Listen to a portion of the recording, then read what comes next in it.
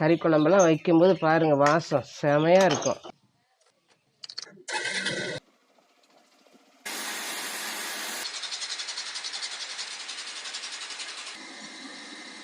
எல்லாருக்கும் வணக்கம்மா. இன்னைக்கு நம்ம தெருவே மணமணக்கிற மாதிரி மசாலா பொடி பண்ண போகிறோம். சிக்கன், மட்டன், எந்த காய்கறி வகையில் செஞ்ச கிரேவியாக இருந்தாலும் சரி, குருமா இருந்தாலும் சரி, இந்த பொடியை போட்டு செஞ்சீங்கன்னா நல்ல சுவையும் நல்ல மணமாகவும் இருக்கும். அந்த வாசத்துக்கே சுற்றி இருக்கவங்க எல்லாம் உங்கள் வீட்டு வாசல் வந்து நிற்பாங்க. வாங்க இப்போ எப்படி செய்யலான்னு பார்க்கலாம். 1 கிலோ கொத்தமல்லி அரைக்கிறதுக்கு உங்களுக்கு அளவு சொல்கிறேன், பார்த்துக்கோங்க. இந்த கொத்தமல்லி நான் வாங்கி சுத்தம் பண்ணி தான் வச்சுருக்கேன். நான் அதை காய வச்சு நாள் காய வச்சு எடுத்து வச்சுருக்கிறேன். இப்போ இது அளவு எவ்வளோன்னு சொல்லிடுறேன். இப்போம்மா இதில் 5 படி போட்டோம்னா 1 கிலோ பார்த்துக்கோங்க. 1 கிலோ கொத்தமல்லி இது வந்து வறுத்து எடுத்துக்குவோம். நம்ம இதை நல்லா வறுத்து எடுத்துட்டு செஞ்சால் தான் நம்ம வருஷம் ஃபுல்லாக வச்சோம்னா வண்டு பிடிக்காது.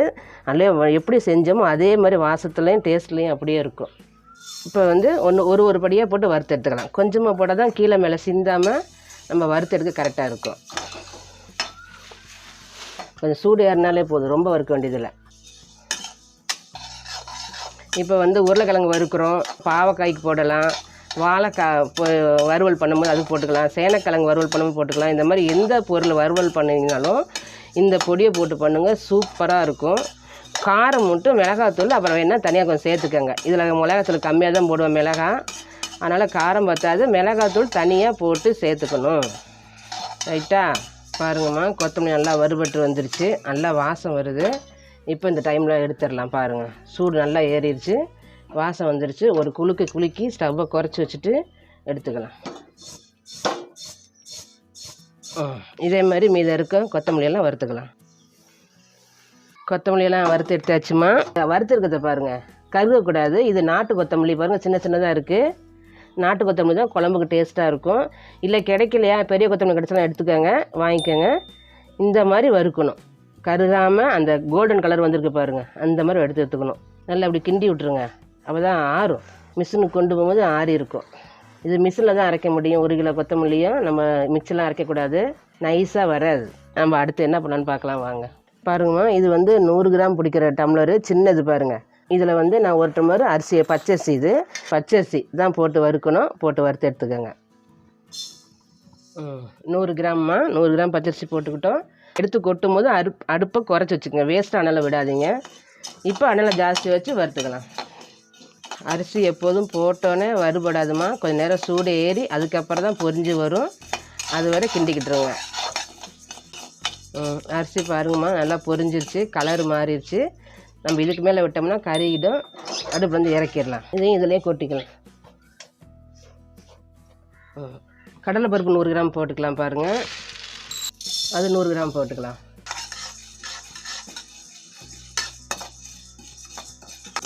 பாருங்கம்மா, பருப்பு நல்லா வறுந்து வந்துருச்சு. நம்ம வந்து கிண்டும் போதே தெரியும், வெந்த பருப்பு நல்லா அழகாக வேகமாக ஓடும். ஃபஸ்ட்டு போட்டோன்னே அப்படியே கம்முன்னு ஒரு இடத்துல உட்காந்துருக்கும், கிண்டும் போதே தெரியும். கலர்கள் நல்லா வறுபட்டுருச்சு, எடுத்துடலாம். கலர் மாறாமல் அப்படியே எடுத்து அழகாக எடுத்து கொட்டிடுவோம். பாருங்கள், அவ்வளோதான். பாருங்கள், உளுந்து வந்து குண்டு பருப்பு எடுத்துக்கிறேன் நான்.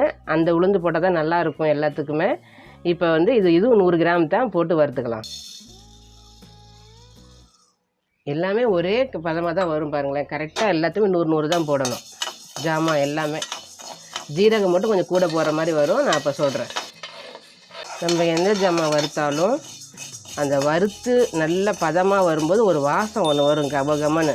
அப்போ எடுத்துடணும், விடாமல் கிண்டிகிட்ருக்கணும். பாருங்கம்மா, உளுந்தும் நல்லா வறுபட்டுருச்சு பாருங்கள், கலர் மாறிடுச்சு. நம்ம எடுத்துக்கலாம். பாருங்க, மிளகு அது ஒரு 100 கிராம் எடுத்துக்கலாம். நமக்கு உடம்புக்கு ரொம்ப நல்லது மிளகு. இதில் ஒரு 100 கிராம் போட்டுங்க. எல்லாமே 100 கிராம் தான், அப்போ தான் உங்களுக்கு வந்து கரெக்டாக இருக்கும். அளவு போட்டுக்கலாம்.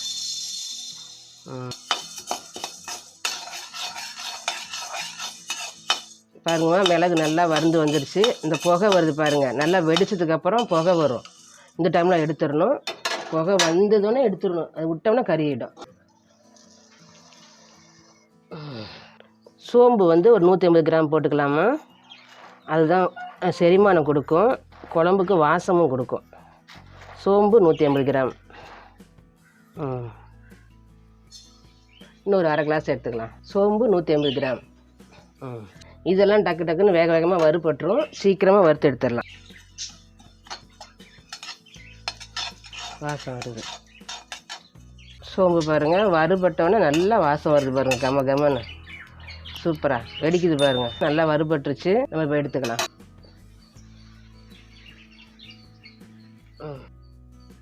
வெந்தயம் பாருங்கம்மா, 50 கிராம் போட்டுக்கலாம். வெந்தயம் வந்து ஜாஸ்தி போடக்கூடாது, 50 கிராம் போதும். ஏன்னா இது கசப்புள்ள பொருள், நம்ம கறி குழம்புலாம் வைக்கிறதுனால கசப்பை கூட்டி தந்துடும், நல்லா இருக்காது. அதனால் 50 கிராம் வாசத்துக்கு போட்டால் போதும். இவ்வளோதான், 50 கிராம்.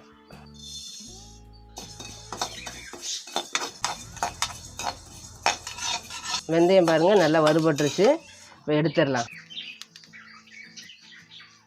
இப்போம்மா ஜீரகம் வந்து 200 போட்டுக்கலாம். ஜீரகம்னா இந்த குழம்புக்கோ நம்ம உடம்புக்கோ நல்லது. அதனால் ஜீரகம் நிறையா போட்டால் நல்லா வாசமாக இருக்கும். நம்ம ஜீரண சக்தி நிறையா இருக்கும். ஏன்னா நான் இவ்வளவு குழம்பு போட மாட்டோம், அப்பப்போ ஒரு ஸ்பூன் எடுத்து போட்டுக்க போகிறோம். அப்போ அதுக்கு தக்கன போடணும் இல்லையா. 200 கிராம். இது 100 போட்டிருக்கேன், இன்னொரு 100 எடுத்துக்கலாம். கறி குழம்பெல்லாம் வைக்கும்போது பாருங்கள் வாசம் செமையாக இருக்கும். பாருங்கள் ஜீரகம் நல்லா வாசமாக வந்துருச்சு, நல்லா வறுபட்டுருச்சு. இப்போ இறக்கிடலாம். பாருங்கம்மா, கசகசா வந்து 75 கிராம் எடுத்துக்கிறேன். இது போதும், கரெக்டாக இருக்கும். இதுக்கு மேலே போட்டால் குழம்பு ரொம்ப ஒரு மாதிரி திக்கு மாதிரி நல்லா இருக்காது. இது போட்டால் கரெக்டாக இருக்கும், போதும். இதை வறுத்துக்கலாம்.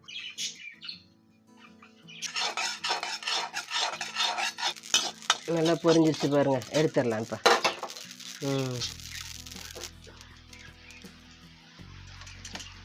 கிராம்பு ஒரு 25 கிராம், எண்ணெய் 25 கிராம் எடுத்துருக்கிறேன்.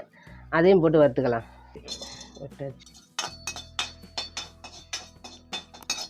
கிராம்பு பாருங்கம்மா, ஒரு நிமிஷத்துலேயே வாசம் வந்துருச்சு. இப்போ நம்ம எடுத்துடலாம். ஏன்னா இதுக்கு மேலே விட்டால் கறியிடும், நமக்கு தெரியும் அது கருப்பாக இருக்கனால. பட்டை ஒரு பீஸ் எடுத்து வறுத்து எடுத்துக்கலாம். இதை அப்படியே உடச்சி ஒரு பட்டை சேர்த்துக்கலாம். பட்டை இல்லைன்னா கூட இதை போட்டு குழம்பு வச்சிங்கன்னா இந்த இப்போ போடுற வாசம், அந்த பட்டை வாசம் அப்படியே இருக்கும். ஒரு டைமில் நம்ம பட்டை கிடைக்காது இல்லையா, அப்போ நீங்கள் கஷ்டப்பட வேண்டாம். இந்த தூளில் இருக்க பட்டையே நமக்கு போதும், சமையலுக்கு தேவையான பட்டை நீட்ட பட்டை எடுத்து உடச்சி எடுத்துக்கிட்டு இதையும் வறுத்துக்கலாம். ஓகே, வறுபட்டு எடுத்துடலாம். பாருங்கள் வாசம் வந்துருச்சு. பட்டையை வந்து எப்படி பார்க்கணுன்னா எடுத்தோடனே டக்குன்னு உடையணும். பார்த்தீங்களா, டப்புன்னு உடஞ்சிருச்சு. இப்போ எடுத்துடலாம். அப்புறமா அடுத்து பிரியாணி இலை இருக்குது பார்த்தீங்களா, இதில் ஒரு 5 இலை போடுவோம், ரொம்ப வேணாம் 5 இலை போட்டுக்கலாம். 1 2 3 4 5 அப்படியே வறுத்து எடுத்துக்கலாம். இந்த பிரியாணியில் போட்டோன்னே வடசட்டியை சூட்டுக்கு வறுந்துருமா, நம்ம எடுத்துடலாம். பாருங்கம்மா, நான் வந்து 200 கிராம் வந்து விரலி மஞ்சள் வாங்கி வச்சுருக்கேன். இந்த மஞ்சள் தான் நேற்று காய வச்சு பாருங்கள் உடச்சி வச்சுருக்கேன். முழுசாக போட்டால் சரியாக மிஷினில் கொடுத்து அரைக்க முடியாது, தெரித்து ஓடிடும். அவங்களும் திட்டுவாங்க உடச்சி கொண்டாங்கன்னு. அதனால் நான் ரெடியாக எல்லாம் உடச்சி வச்சுட்டேன். இந்த மாதிரி உடச்சிக்கணும். பாருங்கள் நேற்றே காய வச்சு உடச்சி எடுத்துக்கிட்டேன். இது இப்போ வறுத்து எடுத்துக்கலாம். போதும். பாருங்கள் கலர் மாறிடுச்சு, மஞ்சள் எடுத்துடலாம். பாருங்கம்மா, நான் வந்து காஷ்மீரி மிளகாய் 1/4 கிலோ வாங்கி வச்சுருக்கேன். நல்லா ரெட் கலராக வரும் எது சமைச்சாலும். இது ஒரு 1/4 கிலோ வாங்கியிருக்கேன் பாருங்கள். இதையும் வறுத்து சேர்த்துக்கலாம். இந்த மிளகாய் இல்லைன்னாம்மா கடைகளில் கிடைக்கும், வாங்கலாம். எங்கேயும் எல்லா ஸ்டோர்லேயும் இருக்குது. அப்படியே ஒரு வேளை கிடைக்கலன்னா நம்ம வீட்டில் எப்போதும் நார்மல் மிளகாய் இருக்குங்களா, அது 1/4 கிலோ எடுத்து போட்டு வறுத்துக்கோங்க. காய வச்சுக்கணும் முத நாளே. வாங்கி எல்லாம் முத நாளே காய வச்சுட்டேன் பாருங்கள், கலகலன்னு இருக்குது.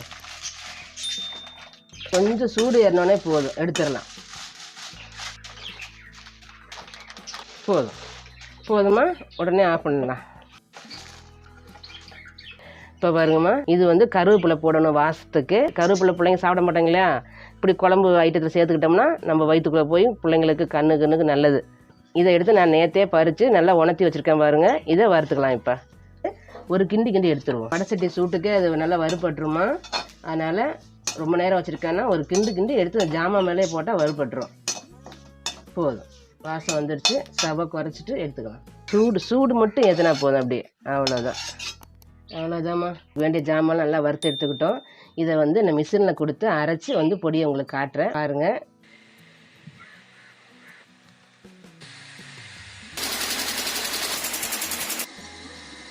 பொடி ரெடி ஆயிடுச்சுமா. இந்த பொடியை சேர்த்து போட்டு செஞ்சால் நல்ல சுவையாகவும் நல்ல மணமாகவும் இருக்குமா. இது எப்படி இருக்குன்னு செஞ்சு சாப்பிட்டு பார்த்துட்டு எப்படி இருக்குன்னு கமெண்ட்ல சொல்லுங்கள். மறக்காமல் லைக் பண்ணுங்கம்மா. நன்றி, வணக்கம்.